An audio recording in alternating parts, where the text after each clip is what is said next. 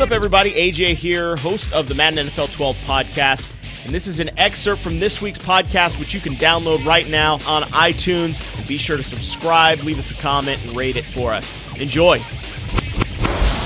All right, and a lot of people probably curious about how you come up with these ratings. Obviously, you made a lot more changes, but we'll let people see that when we post them. How do you come up with this? Because obviously, some might say, well, how come, a tight end who catches a couple of touchdown passes gets a 10-point upgrade, whereas Ryan Fitzpatrick, who throws 4 touchdown passes and has the highest quarterback rating, only gets 2. How does that work? Well, a lot of it's obvious, I think, if you sit and think about it. A guy like Scott Chandler, who's never played in the league, or he's been in the league, but he just doesn't produce in the league. He's a blocking tight end. He's got 1 career catch heading into Sunday in the 2011 season. So he's got low expectations. He starts off at a 63. Ryan Fitzpatrick, he's a good quarterback. He's a guy that the Bills like a lot. They re-signed him.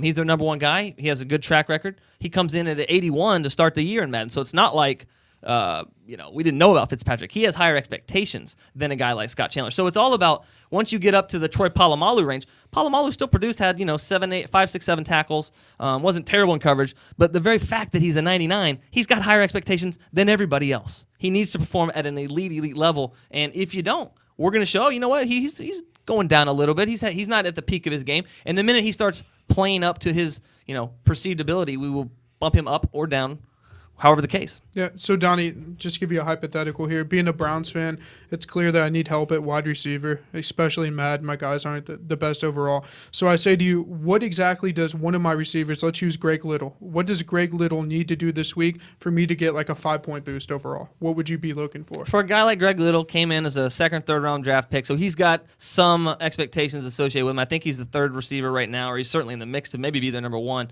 If he goes for 5, 6 catches, 150 yards, and a score, that would get him up in the 5-point level for sure. I mean, if he goes crazier than that, you might be looking at 6, 7, 8 points. But already, like Greg Little versus a guy like maybe Jordan Norwood on the Browns. Norwood, he's an afterthought. If he did that, he would go up much more significantly because he's low to start with.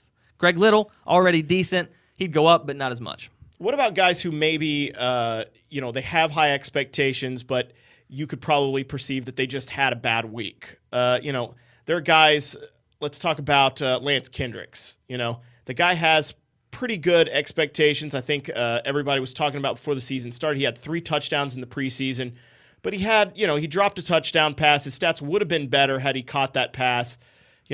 How do you judge whether or not to drop a guy drastically after 1 game versus 2 or versus 3? Sure. Right. A lot of that's just, a guy like Kendricks comes into the league as a great pass receiving tight end. Yes, he did have some drops, but we can't just say, oh, you know what? He's not a good pass catching tight end. Right. Let's dump his hands by 15 points just to make sure that the one bad week is stimulated. But it's when the guys that actually sort of break through those perceptions, like a Scott Chandler, who's a blocking tight end, all of a sudden becomes this fantasy weapon with 2 touchdowns, 60 yards as a guy in the Buffalo passing offense. That's when we have to start really looking at the ratings and readjusting. So, Donnie, just real quick, if you could, clarify to everybody here, we've talked about this numerous times about the importance of the weekly roster updates, but can you give some insight to how you break it down? We talked about the quarterly and everything like that, when those big moments you were talking about after week 4 and week 8, like having a body of work and what you're looking for? Sure. That what you're speaking to is sort of what Justin or what Andrew was talking about with the is it 1 game or is it 2 games? After we get those sort of halfway points or those quarterly points, we can sort of take a look at like all 4 weeks or all 8 weeks or the whole season, and then really say, okay, you know what, we need to readjust again based on this bigger collection of work. But we also do it on a per game basis, not as much, not as frequently, and you won't see as big of jumps, but we do both versions of the rating. And while we're at it, can you, one last thing here, can you talk about the fact that not this week, but soon we're going to start adding in the hot and cold streaks and how you expect that to impact the game? Yeah, I mean, those are really cool. It's a new feature that the team added this year, all of our new traits and tendencies. We have a hot, cold streak sort of tag this year where I can label a player on a hot or cold streak. Doesn't affect any of his, I don't have to change any of his individual rating numbers, but the hot and cold streak will actually in-game start impacting his numbers and the players around him. So, look for a guy like Cam Newton. If he has another 300-yard passing game this week and next, he's going to be on a hot streak, no doubt. That was just an excerpt from this week's Madden NFL 12 podcast. Be sure to subscribe and download the full version, which is totally free on iTunes.